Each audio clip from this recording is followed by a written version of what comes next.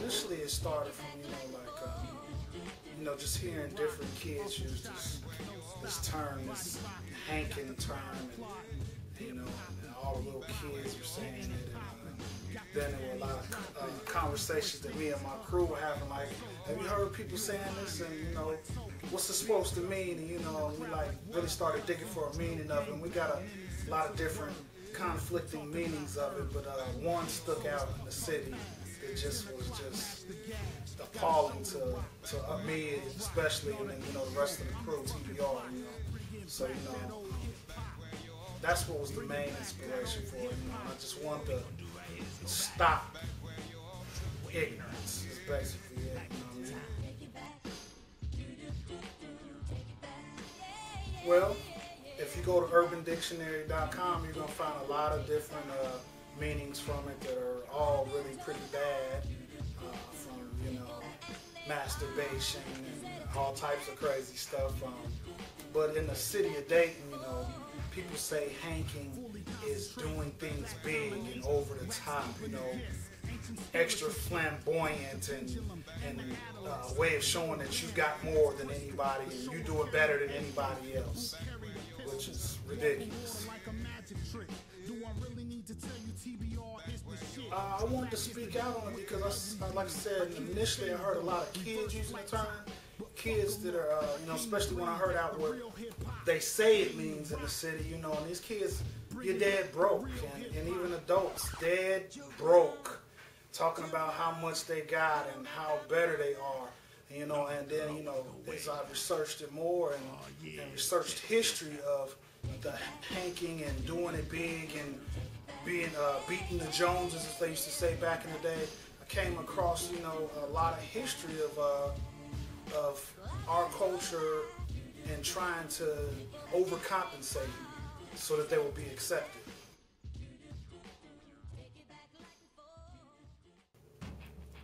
It was pretty quick once I started the research on it, and research went real quick because like I said, I went to my crew and asked them if they had heard about it. For everybody out there in YouTube land probably saw the video we put together about hanking, because we looked, we had no idea what it was supposed to mean, so we looked it up. So you'll see, it's probably people who've seen the TBR Lodge video about hanking. So and it spun from that. I got a lot of heat from a lot of idiots about the video, which I wasn't even in the video, but I did spawn the research for the video. And then I did a lot of research on my own, and the concept came pretty quick because I was already up on a lot of historical stuff. And along with that, as my research, I came across a lot of movies and footage and interviews and stuff that kind of, reference my concept of the album.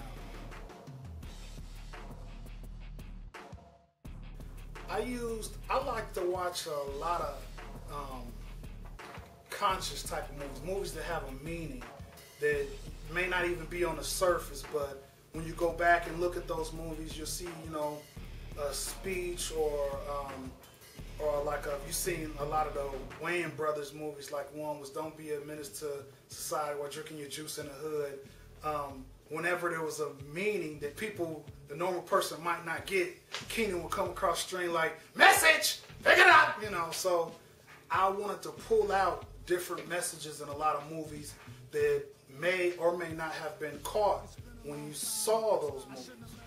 So a lot of people have been calling this a mix CD, and I even said that in the beginning it was going to be a mix CD, but it's more like a blend tape, an old school blend tape, because I didn't have a lot of mixing and scratching, but I blended a lot of my favorite samples that I always wanted to use, new samples that I found from the TBR Lodge dig nights and afternoons down at Gym City Omega now, formerly Gym City, but where Omega's at downtown. We used to dig after our Sunday meeting, so I blended my favorite conscious movie clips along with some of my favorite samples together, and just, because a lot of the songs are not full songs, but they have a lot of message in them with the movies and with the samples that I use.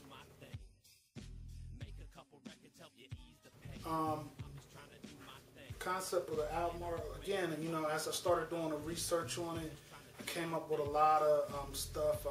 a character that most people might not be familiar with. Most people, if you even know a little history from back in the day, you know Jim Crow, but a lot of people don't know about the Zip Coon. The Zip Coon was a black person that would dress up in what he thought was fancy clothing, what he thought was the best clothing. But to the rest of society, mostly European and other parts of the world, he still looked like an idiot. He looked like a fool. So that, you know, and when I went to start designing the J card, I didn't want to key point on myself, have my own picture on there. I wanted to bring more of a visual effect to the songs that were going to be on the album. So I got a lot of historical pictures on there that reference Hankin and the whole Jim Crow era and minstrel shows. If you don't know about minstrel shows, you should definitely do some history on that, and Billy Van and the minstrel shows, and you'll really start to see that, you know, along with the album, you may look at things differently today. You might look at people and be like, wow, we do look like a bunch of jesters, a bunch of jackals. As far as producers, I only use one producer who I've used since the beginning of, you know, my recording, which is my brother from another, Stefano, you know, formerly Funkenstein, formerly Backdoor Productions. Now we rolling with Dark Horse, because we are the Dark Horse. He did all the production on it. Well, actually, how it went was, like I said, I used to go digging, me and my crew, TBR Lodge, Sundays, and I would go through Wax, you know, and then from Wax, some albums that I might not buy on a digging day, I go on YouTube and listen to songs that I may have seen the cover for that look dope, and you know, I started just watching a lot of movies, and so I picked all the samples and movie clips and stuff that I want to use.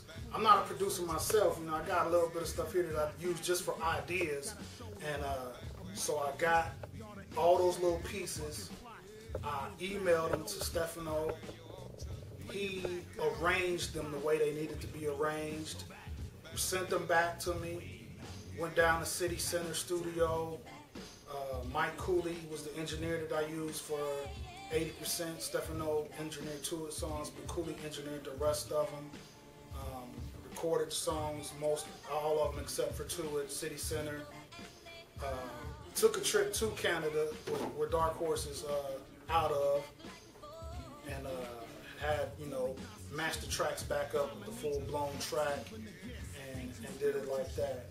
As far as artists, the only other artist really on the album, besides, I got a Watchmen joint. A lot of people may remember me from, you know, the group The Watchmen, which we got an album coming soon for y'all. It's probably going to be, we're going to do a full album, but before the full album comes, you're going to hear a lot of singles from us. Just trying to bring a little balance out there, but we got a Watchmen joint on the album, and like I said, along with the sample digging, I have friends that sing in choirs, cathedral choirs. I got to chop some of their stuff up. I got my man G Capers, who sings a lot of karaoke stuff and a lot of little four-corner sit type of things, you know, older crowd. I chopped him up, so I did give them credit for being on there. But as far as recording vocals, only ones I did besides the Watchmen is my crew, the most incredible crew in the city right now. TBR Lodge, Seth Rock, Trunk Bound Regime, Phase Out of Line. Shasta's a part of that too, but he didn't make the recording session for that. DJ Shorty, you know, TBR Lodge, you know, the greatest.